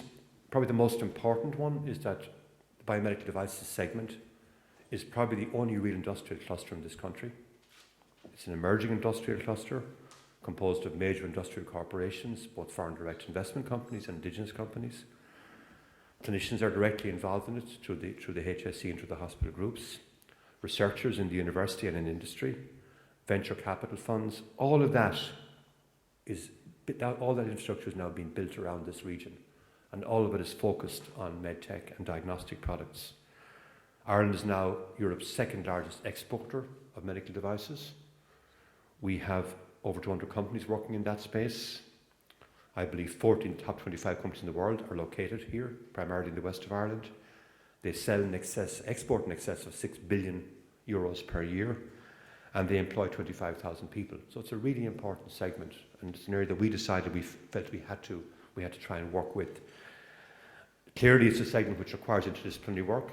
It's a segment which has a tremendous future in terms of the demands of the population. An ageing population will certainly pay for medical devices and medical products in order to enhance their quality of life. So we felt we had an obligation as an institution to put in place an infrastructure, a physical infrastructure, research infrastructure and people infrastructure to work with that. And we have done that through well-developed relationships with all the various players I've mentioned, the big multinationals and the indigenous companies. We also have a very good relationship with the local hospitals and with the hospital group, a relationship which goes back a long time, a relationship which has been mutually beneficial to each of us and where each of us respects the value of each to the other. We have a proven track record of R&D with these companies. And I think most of all, as an institution, we have a disposition and we have a commitment to collaboration and to innovation. I think our university has traditionally had a very strong culture and philosophy of working with industry, working with business, working with external organisations to the mutual benefit of everybody. So over the past 12 years, what that has done is resulted in the university making successful bids to various international and national programmes. It's allowed us to target the best researchers.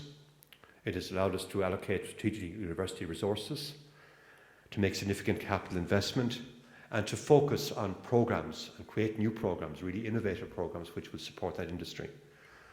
And we've done that, for example, on the capital side. This year alone, we've opened a new biomedical research building, which is now on the North Campus, opened last February, now has 300 people working in it. We have a centre for cell manufacturing, a centre which has been approved by the Irish Medicines Board to manufacture stem cells and put them back into patients in clinical trials. That was opened earlier this year. We have a new facility under construction on the hospital campus, which will be finished next February, the Lamb Institute for Clinical and Translational Research.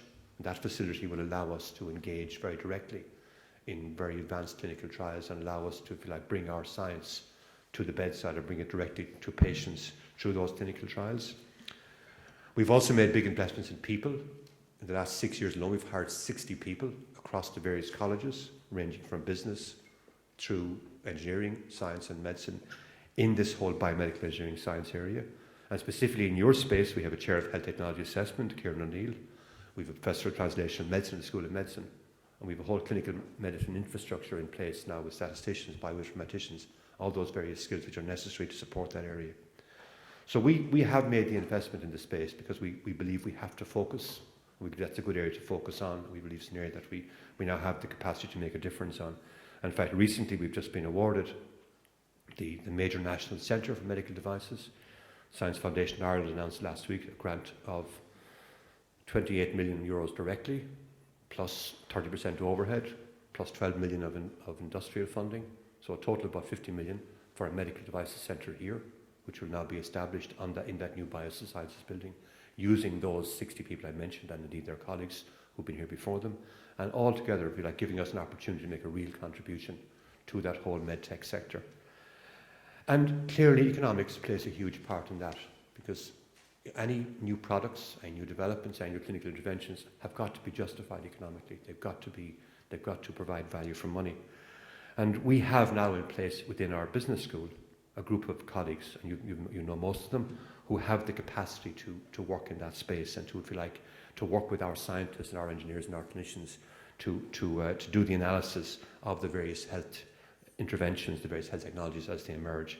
They can examine issues like cost, preferences, clinical and cost effectiveness, as well as the impact on system efficiencies and indeed equity. This group has a whole range of expertises, a whole range of methodological expertises, ranging from health technology assessment, economic evaluation based on randomized controlled trials, economic evaluation based on analytical techniques, decision analytical techniques, discrete choice experiments, and contingent valuation. And all these techniques have been brought to bear on a whole range of areas, including studies of dementia, obesity, heart disease, diabetes, chronic obstructive pulmonary disorders, refractory asthma, mental health, disability and sexually transmitted diseases.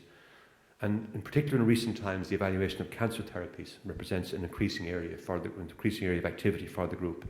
And in fact, now we have serious funding in that space from the Health Research Board and from other sources, from European sources, to allow us to have 5 PhD students working in that area. All of which speaks to an integrated approach in the university, right across the whole university to, if you like, going from the basic science associated with science departments in the School of Natural Sciences, right through engineering and clinical activity into the business school and ultimately as I say, into practice. So, and we understand that the health economics piece is a fundamentally important part of that. And I certainly want to congratulate the work that's been done here by people like Kieran O'Neill, by Brendan, by Eamon O'Shea and all their colleagues who I think have led the way in this work in this country. And no doubt with sustained infrastructure investment and with sustained development, we will be able to make a bigger contribution to this area over time. And I certainly look forward to their contribution over the next few years. So all of it, I think, speaks to a university committed to the area that you're working in, a university which wants to make a contribution to it, and also knows that that contribution can only be made through collaborative activity. I go back again to my earlier point that the university is fundamentally geared towards collaboration with external, I hate the word stakeholders, but that is the word I can use. And ultimately our success as an institution in whatever we do, particularly in areas like this, depends completely on our ability to work well with you, because we need that combination of theory and practice to make sense. And I look forward to that work really bearing fruit over the next few years. Grimmy Namaki, thank you very much.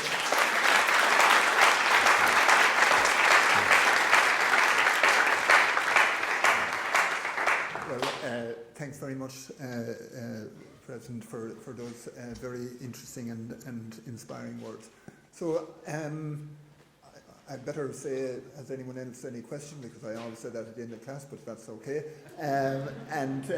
I want to very sincerely thank all the speakers who have contributed their knowledge and ideas and talks today. It's been really a pleasure to organise this with, as I've mentioned already, Louise Duggan from Novartis, and it's been a pleasure to interact with all the different speakers, and it's also been really interesting to hear your comments. We're not going away, as the President said. We're going to be in this space in health economics. We'll keep you informed of what's going on. We, as I said earlier, we'd like your evaluation on the day, because we learn from that. So you have an evaluation form in your pack. If you can complete it and leave it as you leave, or you can email it and scan it. Other than that, safe home and see you around.